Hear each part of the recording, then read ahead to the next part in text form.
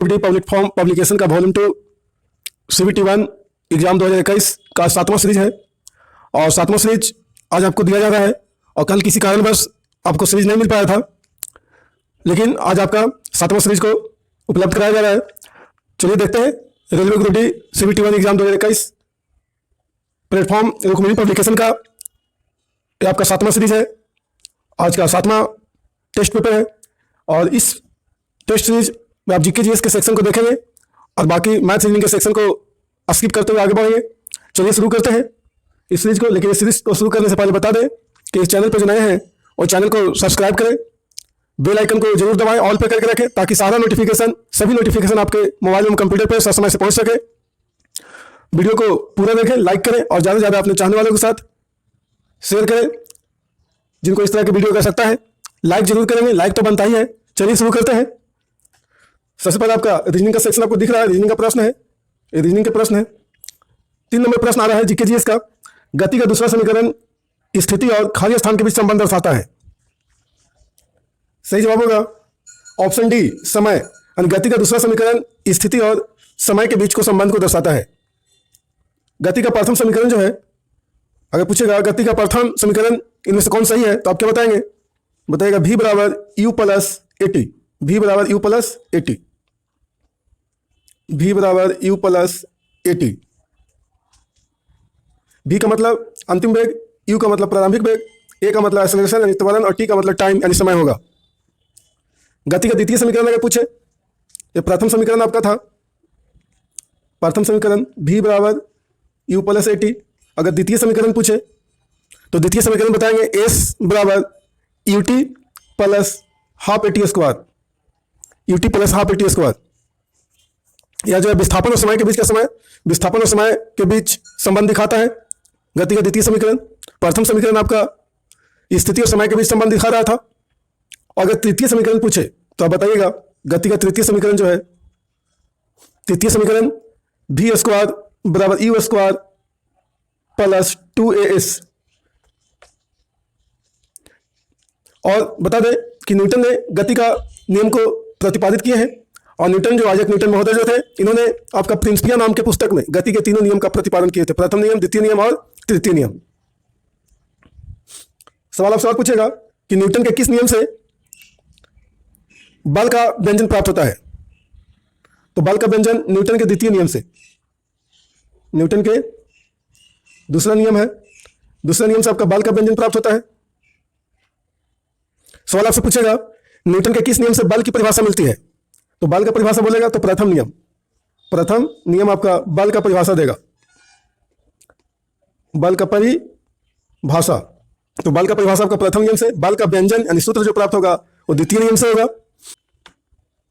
प्रश्न नंबर 4, धरती से टकराने से तुरंत पहले यदि 2 kg द्रव्यमान की वस्तु की गतिज ऊर्जा 400 जूल है तो इसे किस ऊंचाई से गिराया गया था? न्यूमेरिकल है।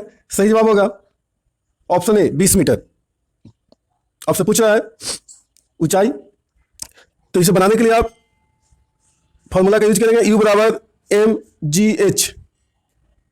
u बराबर mgh। h आपको निकालना है तो h निकालने के लिए आप क्या करेंगे? u बटा mg कर देंगे।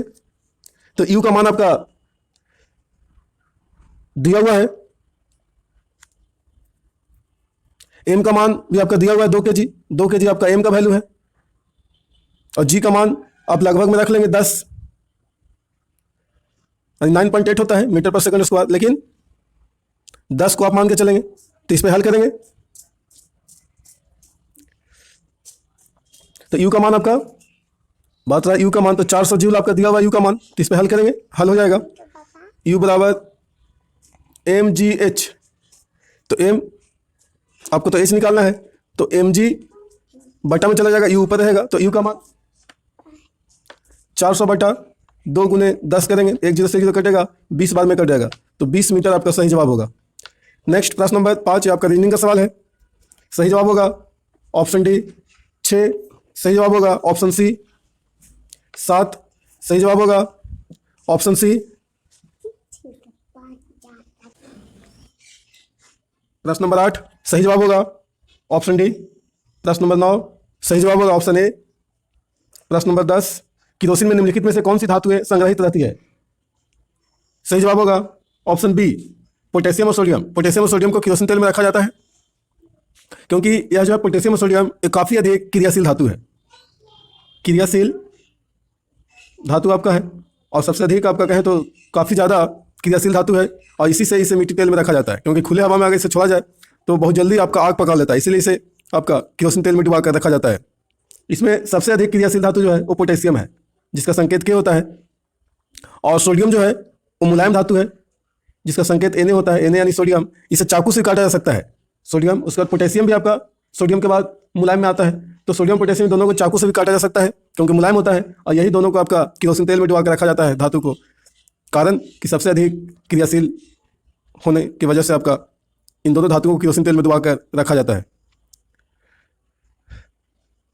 नेक्स्ट सवाल एक आपसे पूछेगा कि कौन सा धातु जो है वो सबसे अक्रियाशील धातु है। वो सबसे अक्रियाशील धातु, सबसे अक्रियाशील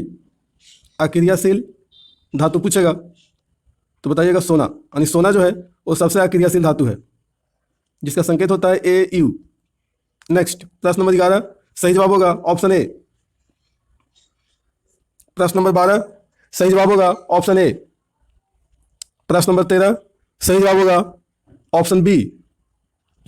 प्रश्न नंबर 14, 8 सितंबर 2020 को प्रधानमंत्री मोदी ने पत्रिका गेट का उद्घाटन किया। पत्रिका गेट किस शहर में है?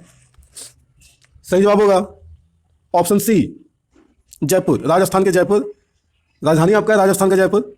यहाँ ही आपका 8 सितंबर 2020 को प्रधानमंत्री नरेंद्र मोदी ने पत्रिका गेट का उद्घाटन किया था। प्रश्न नंबर 15, निम्नांकित में से किस मंत्रालय द्वारा सत्य भावा पोर्टल लॉन्च किया गया है? सत्य भावा पोर्टल, सही जवाब होगा ऑप्शन ए, कोयला खान मंत्रालय के द्वारा सत्य भावा पोर्टल लॉन्च किया गया। प्रश्न नंबर 16, चंद्रयान 2 के 2 हिस्सों में से एक चर्चित विक्रम लैंडर का वजन कितना है? सही जवाब होगा ऑप्शन बी, 1471 किलोग्राम। प्रश्न नंबर 17, 27 फरवरी 2020 को छठा आप तटीय गश्ती पोत तमिलनाडु के चेन्नई तट पर लॉन्च किया गया। इस गश्ती पोत का नाम क्या है? सही जवाब होगा ऑप्शन ए, वज्र। प्रश्न नंबर 18, बास्केटबॉल खिलाड़ी कोबे ब्रायंट को मरणोपरांत Naismith memorial hall of fame में शामिल किया गया है। इस खिलाड़ी का संबंध किस देश से है? सही जवाब होगा ऑप्शन बी, संयुक्त राज्य अमेरिका यानी यूएसए का खिलाड़ी है बास्केटबॉल खिलाड़ी कोबे ब्रायंट। नेक्स्ट प्रश्न नंबर 19, पूर्वोत्तर भारत के किस राज्य में मार्च 2020 में पहले ग्लोबल सिनेमा फेस्टिवल 2020 का आयोजन किया गया? सही जवाब होगा ऑप्शन डी, सिक्किम में। प्रश्न नंबर 20, एक हॉकी टीम में कितने खिलाड़ी होते हैं? सही जवाब होगा ऑप्शन सी, 11। एक हॉकी टीम में 11 खिलाड़ी होते हैं। हॉकी में नहीं बल्कि फुटबॉल में भी आपका एक पक्ष में 11 खिलाड़ी होते हैं, और क्रिकेट में भी एक पारी में एक पक्ष में आपका 11 खिलाड़ी होते हैं। तो क्रिकेट, फुटबॉल और हॉकी, ये तीनों में 11 खिलाड़ी होते हैं प्रत्येक पक्ष में। अगर बेसबॉल पूछे, बेसबॉल तो बेसबॉल में आपका 9 खिलाड़ी होता है। बेसबॉल में 9 खिलाड़ी होता है। वाटर पोलो में पूछे तो 7 खिलाड़ी बताइएगा। पोलो में 4 खिलाड़ी, बास्केटबॉल में 5 खिलाड़ी। उसको याद करने का एक आपका सेटिंग है, पोवा वावा जी 4 से शुरू होगा, 4 5 6 7 8, यानी पो में आपका 4 खिलाड़ी, वा में 5, वाव में 6, वा में 7 और 8 आपका जी में। इस प्रकार से पो से समझेंगे पोलो, यानी पोलो में 4 खिलाड़ी, वा से बास्केटबॉल, वा से वॉलीबॉल, वा से वाटर पोलो, और जी से जिम्नास्टिक समझेंगे। जी से जिम्नास्टिक, तो जिम्नास्टिक में 8 खिलाड़ी हो गया, वाटर पोलो में आपका 7 खिलाड़ी। और आपसे पूछेगा 7 खिलाड़ी वाला कबड्डी में भी आपका 7 खिलाड़ी होता है कबड्डी में। फिर आपका नेटबॉल में भी नेटबॉल, तो नेटबॉल, कबड्डी और आपका वाटर पोलो, इन तीनों में आपका 7 खिलाड़ी होते हैं। जिस प्रकार से हॉकी, फुटबॉल, क्रिकेट तीनों में 11 खिलाड़ी होते हैं। बेसबॉल में 9। नेक्स्ट प्रश्न नंबर 21, ईरान की पार्लियामेंट खाली स्थान के नाम से जानी जाती है। सही जवाब होगा ऑप्शन बी, मजलिस। ईरान के पार्लियामेंट को, यानी संसद को मजलिस कहा जाता है। प्रश्न नंबर 22, निम्नलिखित यंत्र से सूक्ष्म वस्तुएं देखी जाती है। सही जवाब होगा ऑप्शन ए, सूक्ष्मदर्शी को आप माइक्रोस्कोप कह सकते हैं। माइक्रोस्कोप से देखा जाता है सूक्ष्म वस्तुओं को, माइक्रोस्कोप से। और आपसे सवाल पूछ सकता है कि बताइए मालदीव के संसद को क्या कहा जाता है? मालदीव, तो मालदीव का पूछेगा, तो मालदीव का आप बताएंगे मजलिस, मालदीव का मजलिस। आपसे अगर पूछेगा मलेशिया का, मलेशिया का, तो मलेशिया का बताइएगा दीवान निगारा, दीवान निगारा। और आपसे अगर पूछेगा अफगानिस्तान का, तो अफगानिस्तान का बताइएगा सोरा, ध्यान से सुनिए, डेनमार्क का फोल्केटिंग, नॉर्वे का अस्टोटिंग, स्पेन का कोर्टेस, रूस का ड्यूमा, यूएसए का पूछेगा तो कांग्रेस बताइएगा। भारत का तो आपका संसद ही है, भारत के पार्लियामेंट को संसद ही कहा जाता है, पार्लियामेंट ही कहा जाता है, तो इस प्रकार से आपसे पूछ सकता है। चलिए नेक्स्ट प्रश्न नंबर 23 देखते हैं। कथकली नृत्य का संबंध किस राज्य से है? सही जवाब होगा ऑप्शन ए केरल, केरल से संबंध है कथकली का। और इंपॉर्टेंट कुछ नृत्य हैं, जैसे आपसे पूछेगा कि बताइए यक्षगान, यक्षगान, करगा, यक्षगान पूछे या करगा पूछे तो ये दोनों जो आपका है कर्नाटक का है, यक्षगान और करगा। कुचिपुड़ी आपसे पूछ सकता है, आंध्र प्रदेश का है कुचिपुड़ी, बहुत बार पूछा गया है कुचिपुड़ी, ये पूछ सकता है। फिर आपका मोहिनी अट्टम एक है, मोहिनी अट्टम केरल का ही है, मोहिनी अट्टम, मोहिनी अट्टम, मोहिनी अट्टम। असम का बिहू आपका है, असम का पूछेगा तो बिहू बताइएगा, बिहू, बिहू आपका असम से संबंधित नृत्य है। यूपी का अगर पूछेगा तो बताइएगा रासलीला, नौटंकी, रासलीला, नौटंकी और झूला, ये आपके उत्तर प्रदेश के हैं, झूला। नेक्स्ट प्रश्न नंबर 24, रिवॉल्वर का आविष्कार किसने किया? सही जवाब होगा option D Samuel Colt, Samuel Colt ने रिवॉल्वर का आविष्कार किया है। और आपसे पूछ सकता है कि ट्रांसफार्मर का आविष्कारक, ट्रांसफार्मर, ट्रांसफार्मर, ट्रांसफार्मर का पूछेगा तो बताइएगा Michael Faraday, Michael Faraday, Michael Faraday जो है ट्रांसफार्मर का आविष्कारक है। रडार का पूछेगा तो रॉबर्ट वाटसन वाट बताइएगा। रेडियो का पूछेगा तो जी मार्कोनी। रेसर का पूछेगा तो थियोडर मैमन बताइएगा, थियोडर मैमन रेसर का आविष्कारक है। रेडियो का जी मार्कोनी, रडार का रॉबर्ट वाटसन वाट, ट्रांसफार्मर का माइकल फराडे। नेक्स्ट प्रश्न नंबर 25, भारत का उपग्रह प्रक्षेपण केंद्र किस जगह स्थित है? भारत का उपग्रह प्रक्षेपण केंद्र किस जगह स्थित है? सही जवाब होगा ऑप्शन बी श्रीहरिकोटा, श्रीहरिकोटा में भारत का उपग्रह प्रक्षेपण केंद्र अवस्थित है। पूछेगा आपसे थुम्बा कहाँ है तो बताइएगा केरल में, थुम्बा आपका केरल में है। यहाँ भूमध्य रेखीय रॉकेट प्रक्षेपण केंद्र है, थुम्बा में आपका भूमध्य रेखीय, भूमध्य रेखीय, भूमध्य रेखीय रॉकेट प्रक्षेपण केंद्र स्थित है थुम्बा में। सवाल आपसे पूछेगा भारत का पहला रॉकेट नाइक अपाचे जो यूएसए द्वारा निर्मित किया गया था, उसका प्रक्षेपण 1963 में कहाँ से किया गया था? 1963 में भारत का पहला रॉकेट नाइक अपाचे जो यूएसए के द्वारा निर्मित किया गया था, उसे 1963 में कहाँ से प्रक्षेपित किया गया था? तो बताइएगा थुम्बा। पूछेगा आपसे कि श्रीहरिकोटा कहाँ है तो बताइएगा आंध्र प्रदेश, आंध्र प्रदेश में आपका श्रीहरिकोटा है। नेक्स्ट प्रश्न नंबर 26, विश्व स्वास्थ्य संगठन डब्ल्यूएचओ का मुख्यालय किस नगर में स्थित है? सही जवाब होगा ऑप्शन सी जिनेवा, डब्ल्यूएचओ का मुख्यालय जिनेवा में है। इसकी स्थापना पूछेगा डब्ल्यूएचओ का स्थापना कब हुआ तो 1948 बताइएगा, 1948 ईस्वी में डब्ल्यूएचओ का स्थापना हुआ। हेडक्वार्टर आपका जिनेवा में है। पूरा नाम अगर पूछे डब्ल्यूएचओ का तो विश्व स्वास्थ्य संगठन, इंग्लिश में बोल सकते हैं World Health Organization, World Health organisation.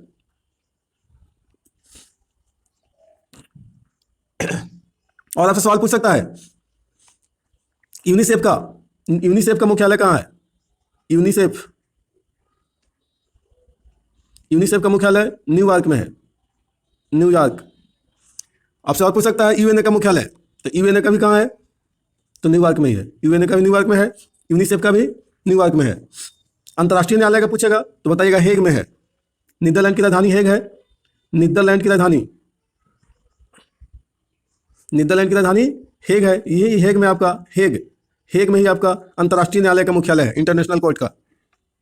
Next प्रश्न नंबर 27, देश में भाभा परमाणु अनुसंधान केंद्र की स्थापना कहाँ हुई है? सही जवाब होगा ऑप्शन बी ट्राम्बे, ट्राम्बे आपका मुंबई महाराष्ट्र में है, मुंबई महाराष्ट्र में ट्राम्बे है, जहाँ आपका भाभा परमाणु अनुसंधान केंद्र अवस्थित है।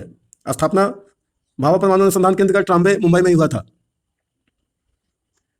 पूछेगा सवाल आपसे कि भारत का पहला परमाणु रिएक्टर का नाम क्या है, तो बताइएगा अप्सरा।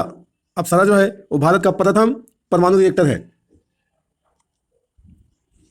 सवाल आपसे पूछेगा इसरो का मुख्यालय कहाँ है, इसरो, तो इसरो का मुख्यालय बताइएगा बेंगलुरु में। बेंगलुरु में आपका इसरो का मुख्यालय है। इसरो का फुल फॉर्म भी आपसे पूछ सकता है, Indian Space Research Organisation. Indian Space Research Organisation, भारतीय अंतरिक्ष अनुसंधान केंद्र। नेक्स्ट प्रश्न नंबर 28 है, आग पकड़ने के लिए कौन सा फाइबर न्यूनतम प्रवृत्त है, सबसे कम आग इसमें से किसमें पकड़ेगा। सही जवाब होगा ऑप्शन बी, सूती। यानी सूती में आपका न्यूनतम प्रवृत्त होता है आग पकड़ने के मामले में, और बाकी आपका जो टेलिन, नायलॉन और पॉलिस्टर इसमें तेजी से आग पकड़ता है। सूती कपड़ों का उपयोग खाना बनाते समय करना उपयुक्त होता है क्योंकि इसमें आग बहुत कम पकड़ती है। पॉलिस्टर वगैरह जो है इसमें तेजी से नायलॉन वगैरह में आग पकड़ लेता है। नेक्स्ट प्रश्न नंबर 29, निम्नलिखित में से कौन न तो तत्व है और न ही यौगिक है।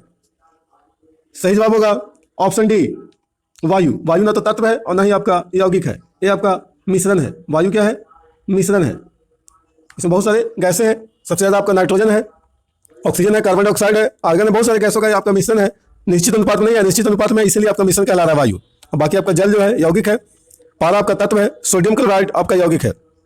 जिसका सूत्र होगा वो आपका यौगिक कहलाएंगे, और जिसका सूत्र नहीं होगा, जिसका सिर्फ संकेत होगा, वो तत्व कहलाएगा। नेक्स्ट प्रश्न नंबर 30 है, निम्नलिखित में से कौन सी धातु नाइट्रिक अम्ल द्वारा प्रभावित नहीं होती है। सही जवाब होगा ऑप्शन बी, सोना। यानी सोना जो है वो नाइट्रिक अम्ल के द्वारा प्रभावित नहीं होता है, इस पर कोई प्रभाव नहीं पड़ता नाइट्रिक अम्ल का सोना पे। सोना का निष्कासन जो है आपसे पूछेगा कि सोना का निष्कासन किसके किया जाता है, तो बताइएगा कैल्वेराइट। कैल्वेराइट से आपका सोना का निष्कासन किया जाता है। और किससे किया जाता है, तो सिल्वेनाइट। सिल्वेनाइट, तो दोनों आपका सोना का अयस्क है, इसी से आपका सोना का निष्कासन किया जाता है। पूछेगा आपसे कि शुद्ध सोना कितना कैरेट का होता है, तो बताइएगा 24 कैरेट। 24 कैरेट का सोना शुद्ध सोना होता है। आपसे सवाल पूछेगा कि शुद्ध सोना का 24 कैरेट का आपका आभूषण क्यों नहीं बनाया जाता है, क्योंकि सोना आपका मुलायम होता है, इसलिए आभूषण नहीं बनाया जाता है। ताकि आभूषण अगर 24 कैरेट सोना का बना दिया जाएगा तो बहुत जल्दी आपका टूट जाएगा, इसलिए उसमें तांबा या चांदी को मिला करके आभूषण तैयार किया जाता है। नेक्स्ट प्रश्न नंबर 31, निम्नलिखित धातुओं में से किसमें न्यूनतम गलनांक होता है। निम्नलिखित धातुओं से किसमें न्यूनतम गलनांक होता है। सही जवाब होगा ऑप्शन ए, पोटेशियम। पोटेशियम में आपका न्यूनतम गलनांक होता है। सोडियम साधारण ताप पर शुष्क हवा और शुष्क O2 का इस पर प्रभाव नहीं पड़ता है। साधारण ताप पर शुष्क हवा और शुष्क O2 का इस पर प्रभाव नहीं पड़ता है सोडियम पे। सोडियम और पोटेशियम इसके पहले बता चुके हैं, केरोसिन तेल में रखा जाता है। प्रश्न नंबर 32, समान अणुसूत्र तथा अलग अलग संरचना सूत्र वाले यौगिक कहलाते हैं। अणुसूत्र समान है और अलग अलग संरचना सूत्र हैं, तो यौगिक क्या कहेंगे। सही जवाब होगा ऑप्शन सी, आइसोमर। समान अणुसूत्र वाले अलग अलग संरचना सूत्र वाले यौगिक आइसोमर कहलाते हैं। संभावित अगर पूछेगा आइसोबार, तो जिसका द्रव्यमान संख्या जो होगा बराबर होगा और परमाणु संख्या अलग अलग होगा। परमाणु संख्या अलग अलग और परमाणु द्रव्यमान जो होगा वो बराबर होगा तो संभारी कहलाएगा या आइसोबार कहलाएगा। अगर बातें करें समस्थानिक का, तो जिसका द्रव्यमान संख्या अलग अलग होगा और परमाणु संख्या बराबर होगा तो समस्थानिक कहलाएगा, यानी आइसोटोप कहलाएगा। समनिट्रॉनिक की अगर बात करें तो जिसकी परमाणु संख्या और द्रव्यमान संख्या अलग अलग होगा, परमाणु संख्या भी अलग अलग होगा और द्रव्यमान संख्या भी अलग अलग होगा, लेकिन न्यूट्रॉन संख्या समान होगा, तो आपका समनिट्रॉनिक कहलाएगा। समनिट्रॉनिक यहाँ पर दिया हुआ ऑप्शन समनिट्रॉनिक कहलाएगा। परमाणु संख्या और द्रव्यमान संख्या दोनों अलग होगा, लेकिन न्यूट्रॉन की संख्या समान होगा। नेक्स्ट प्रश्न नंबर 33, निम्नलिखित में से किसमें कार्बन की प्रतिशतता सबसे कम है। सही जवाब होगा ऑप्शन डी, पीटवा इस्पात। इसमें आपका कार्बन की प्रतिशतता सबसे कम होता है। इसमें कार्बन की मात्रा की बात करें तो 0.12 से लेकर के 0.25% होता है। 0.12 से 0.25 तक आपका पीटवा लोहा में कार्बन की मात्रा होती है।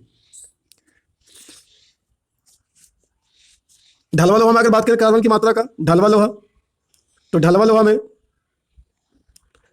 2.5%, मतलब 2.5% उसमें कार्बन की मात्रा होती है। ये सबसे निम्न कोटि का लोहा होता है। ढलवा लोहा जो है वो सबसे निम्न कोटि का लोहा होता है। पूछेगा आपसे कि सबसे निम्न कोटि का लोहा कौन है, तो ढलवा लोहा बताइएगा।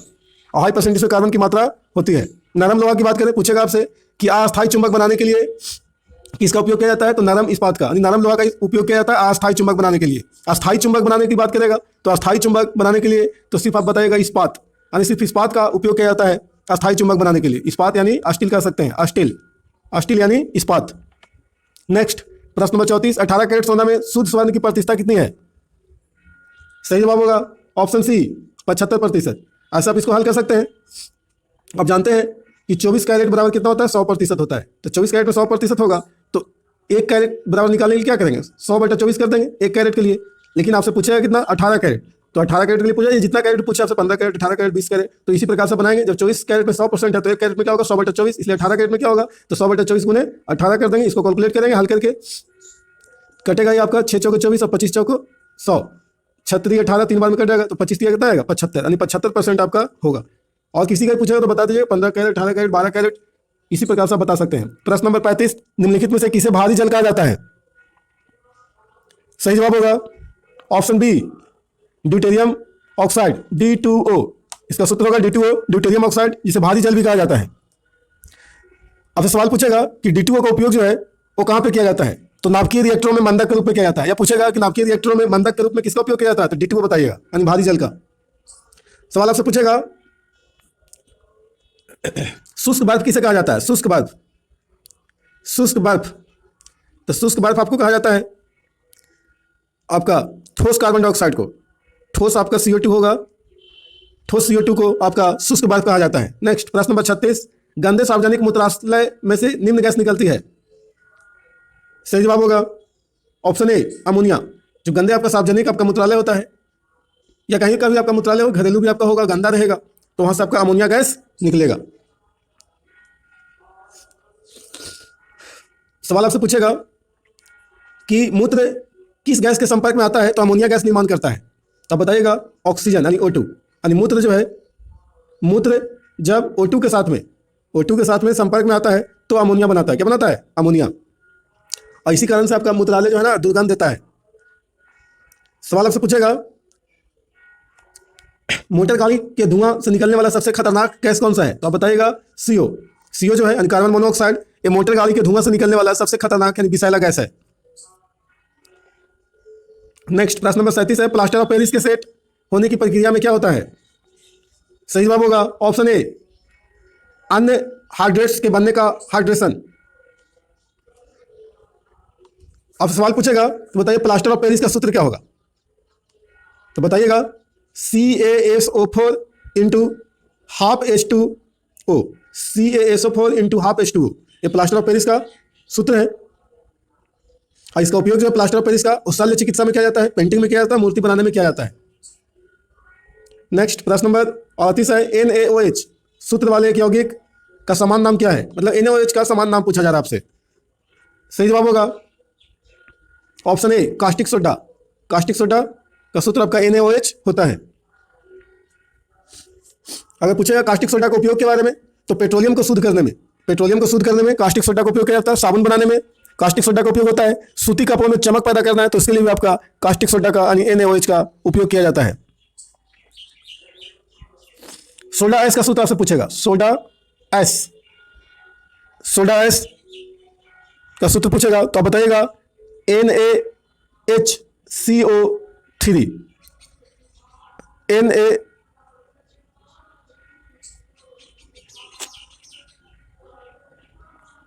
सोडा एस, सोडा एस का पूछेगा तो बताइएगा Na2CO3, Na2CO3 ये आपका सोडा एस होता है। और इसी को आपका धोने वाला सोडा कहा जाता है, धोवन सोडा।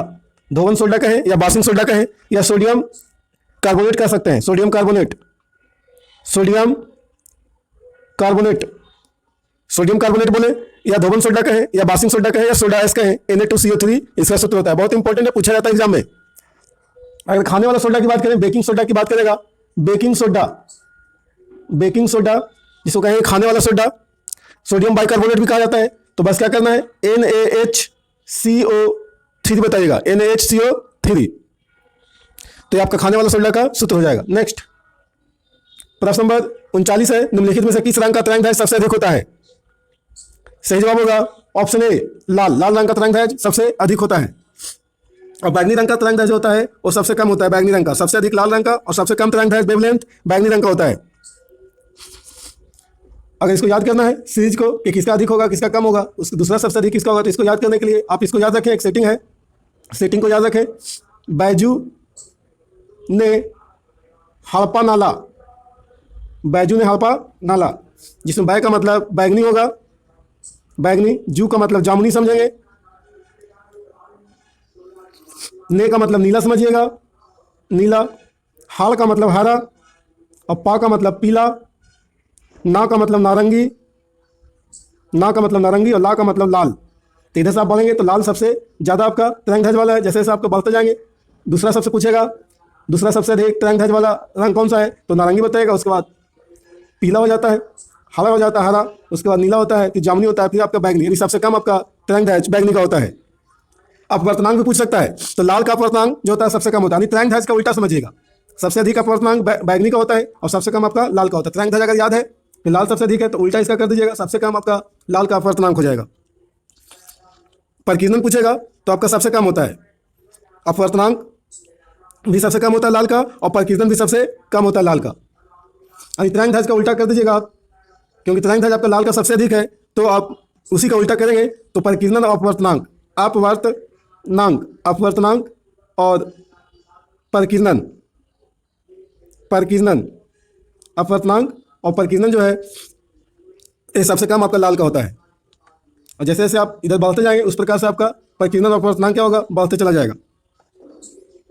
नेक्स्ट प्रश्न नंबर 40, दो वस्तुओं के बीच की दूरी जब आधी कर दी जाती है तो उसके बीच गुरुत्वाकर्षण बल तो क्या प्रभाव पड़ेगा। सही जवाब होगा ऑप्शन बी, 4 गुना हो जाता है। नेक्स्ट प्रश्न नंबर 41, सही जवाब होगा ऑप्शन सी, 42। सही जवाब होगा ऑप्शन सी। मैथ का सवाल है 43। सही जवाब होगा ऑप्शन ए। आप रुक करके हल भी कर सकते हैं, और नहीं तो वीडियो को स्किप करके आगे बढ़े, जिसके जिसके सेक्शन को सिर्फ देखें, और नहीं तो हल करें। आप पीडीएफ लिंक आपका दिया हुआ है डिस्क्रिप्शन, वहां से जाकर के डाउनलोड भी कर सकते हैं। प्रश्न नंबर 44, सही जवाब होगा ऑप्शन डी। प्रश्न नंबर 45, सही जवाब होगा ऑप्शन बी। प्रश्न नंबर 46, सही जवाब होगा ऑप्शन बी। प्रश्न नंबर 47, सही जवाब होगा ऑप्शन सी। प्रश्न नंबर 48, सही जवाब होगा ऑप्शन ए। प्रश्न नंबर 49, सही जवाब होगा ऑप्शन सी। प्रश्न नंबर 50, सही जवाब होगा ऑप्शन सी। प्रश्न नंबर 51, सही जवाब होगा ऑप्शन बी। प्रश्न नंबर 52, सही जवाब होगा ऑप्शन डी। प्रश्न नंबर 53, सही जवाब होगा ऑप्शन ए। 54, सही जवाब होगा ऑप्शन सी। 55, सही जवाब होगा ऑप्शन ए। 56, सही जवाब होगा ऑप्शन सी। 57, सही जवाब होगा ऑप्शन ए। 58, सही जवाब होगा ऑप्शन बी। 59, सही जवाब होगा ऑप्शन ए। 60, सही जवाब होगा ऑप्शन सी। 61, सही जवाब होगा ऑप्शन बी। 62, सही जवाब होगा ऑप्शन ए। 63, सही जवाब होगा ऑप्शन सी। 64, सही जवाब होगा ऑप्शन सी। 65, सही जवाब होगा ऑप्शन सी। 66, सही जवाब होगा ऑप्शन बी। 67, सही जवाब होगा ऑप्शन डी। 68, सही जवाब होगा ऑप्शन बी। 69, सही जवाब होगा ऑप्शन डी। 70, सही जवाब होगा ऑप्शन सी। 71, सही जवाब होगा ऑप्शन सी। 72, सही जवाब होगा ऑप्शन डी। 73, सही जवाब होगा ऑप्शन सी। 74, सही जवाब होगा ऑप्शन डी। 75, सही जवाब होगा ऑप्शन डी। 76, सही जवाब होगा ऑप्शन बी। 77, सही जवाब होगा ऑप्शन ए। 78, सही जवाब होगा ऑप्शन सी। 79, सही जवाब होगा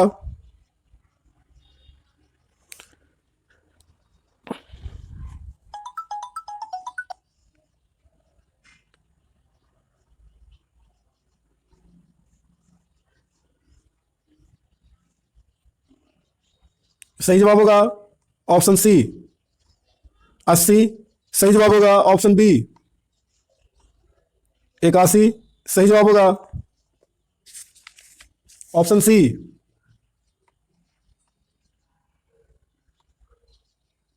82, सही जवाब होगा ऑप्शन डी। 83, सही जवाब होगा ऑप्शन डी 84। सही जवाब होगा ऑप्शन ए 85। सही जवाब होगा ऑप्शन बी 86। मानव के दो कान होते हैं क्योंकि दो कानों की सहायता से। सही जवाब होगा ऑप्शन ए ध्वनि की दिशा की जा सकती है। प्रश्न नंबर 87, पौधों में जड़ों के मार्ग से पानी पहुंचने का कारण है। सही जवाब होगा ऑप्शन बी केशिकत्व। 88, ग्रीन हाउस प्रभाव निम्नलिखित में से किसका परिणाम है। ग्रीन हाउस प्रभाव निम्नलिखित में से किसका परिणाम है। सही जवाब होगा ऑप्शन सी अत्यधिक CO2 का छोड़ना। प्रश्न नंबर 89, सुक्रोज के जल अपघटन से बनता है। सही जवाब होगा ऑप्शन सी ग्लूकोज और फ्रक्टोज। ग्लूकोज और फ्रक्टोज के अपघटन से सुक्रोज बनता है। प्रश्न नंबर 90, निम्नलिखित में से कौन सी धातु मुक्त अवस्था में पाई जाती है। सही जवाब होगा ऑप्शन ए तांबा। अकॉर्डिंग टू ऑप्शन बताना था तांबा। अगर ये नहीं रहता तो सोना आपका मुक्त अवस्था में पाया जाता है, उसके बाद चांदी, फिर आपका प्लेटिनम। ये सारे आपका मुक्त अवस्था में पाए जाने वाले धातु हैं, सोना, चांदी, प्लेटिनम, उसके बाद तांबा का नंबर आता है। ऑप्शन के अकॉर्डिंग आपका तांबा सही है। सवाल आपसे पूछेगा विटामिन शब्द का प्रयोग सबसे पहले किसने और कब किया था, तो आप क्या बताएंगे फांक, यानी फांक ने विटामिन शब्द का प्रयोग सबसे पहले 1911 में किया था। सवाल आपसे पूछेगा कि जल में घुलनशील विटामिन कौन है, तो बी और सी, विटामिन बी और सी जो है ना, ये दोनों जल में आपका घुलनशील है, जल में घुलनशील है। और बाकी सब जो आपका है बी और सी को छोड़कर वो जल में अघुलनशील है। तो जो जल में घुलनशील है वो आपका बसा में घुलनशील नहीं होगा, बसा में अघुलनशील हो जाएगा बी और सी। नेक्स्ट प्रश्न नंबर 91, एक प्रौढ़ मानव में औसतन हृदय स्पंदन की संख्या का प्रतिशत कितना होगा। सही जवाब होगा ऑप्शन सी 72 से 80 बार। एक प्रौढ़ व्यक्ति जो होगा उसमें औसत 72 से 80 बार आपका हृदय बीट होगा और हृदय धड़केगा। सवाल आपसे पूछेगा कि समान अवस्था में मनुष्य का हृदय 1 मिनट में कितना बार धड़कता है, तो बताइएगा 72 बार। यानी सामान्य अवस्था में मनुष्य का हृदय 1 मिनट में 72 बार धड़कता है। हार्ट बीट आपका 72 से 80 बार होता है एक प्रौढ़ मानव में औसतन। सवाल आपसे पूछेगा कि भ्रूण अवस्था में 1 मिनट में कितना बार हृदय धड़कता है, तो 150 बार बताइएगा। भ्रूण अवस्था में 150 बार 1 मिनट में हृदय धड़कता है। सवाल आपसे पूछेगा कि एक धड़कन में कितना रक्त पंप होता है, तो बताइएगा 70 mm। 70 mm जो रक्त है एक धड़कन में आपका पंप होता है। नेक्स्ट प्रश्न नंबर 92 भी है, वायु गुहिकाओं की उपस्थिति किसके अनुकूलन है। वायु गुहिकों की उपस्थिति किसका अनुकूलन है। सही जवाब होगा ऑप्शन सी जल पादप। वायु गुहिकों की उपस्थिति अनुकूलन है जल पादप का, यानी जलीय पौधों का। प्रश्न नंबर 93, जुलाई 2020 में पाकिस्तान द्वारा पहली महिला लेफ्टिनेंट जनरल की नियुक्ति की घोषणा की गई, इस महिला का नाम क्या है। सही जवाब होगा ऑप्शन बी निगार गौहर। प्रश्न नंबर 94, कारगिल युद्ध में अपनी पहचान बनाने के लिए प्रसिद्ध किस लड़ाकू विमान को भारतीय वायुसेना के द्वारा जनवरी 2020 में रिटायर कर दिया गया। सही जवाब होगा ऑप्शन सी MiG-27 का। प्रश्न नंबर 95, किस राज्य की सरकार ने हाल ही में छोटे किसानों हेतु विश्व बैंक के साथ ऋण समझौते पर हस्ताक्षर किए हैं। सही जवाब होगा ऑप्शन ए ओडिशा। प्रश्न नंबर 96, भारत के किस राज्य में पहले मानव अंतरिक्ष वाहन प्रशिक्षण केंद्र की स्थापना प्रस्तावित है। सही जवाब होगा ऑप्शन बी कर्नाटक में। प्रश्न नंबर 97, हाल ही में कौन BCCI के नए अध्यक्ष बने हैं। सही जवाब होगा option D Saurabh Ganguly BCCI के अध्यक्ष बने हैं। प्रश्न नंबर 98, जुलाई 2020 में निर्धारित मंगल मिशन के लिए निर्मित रोवर का नाम परजेवरेंस रखा गया है, वह रोवर का संबंध किस देश से है। परजेवरेंस रखा गया है रोवर का नाम जुलाई 2020 में आपका निर्धारित आपका मंगल मिशन के लिए जो रोवर तैयार किया गया है उसका नाम परजेवरेंस है। किस देश से संबंध है इसका। सही जवाब होगा ऑप्शन सी संयुक्त राज्य अमेरिका USA से। प्रश्न नंबर 99, PM मोदी ने हाल ही में डिजिटल नेशन पुस्तक का विमोचन किया है, जिसका लेखक कौन है। सही जवाब होगा ऑप्शन बी N चंद्रशेखरन और रूपा पुरुषोत्तम, ये आपका लेखक है डिजिटल नेशन पुस्तक के। प्रश्न नंबर 100 लास्ट प्रश्न है, किस टीम ने हाल ही में प्रो कबड्डी लीग 7 का खिताब जीता है।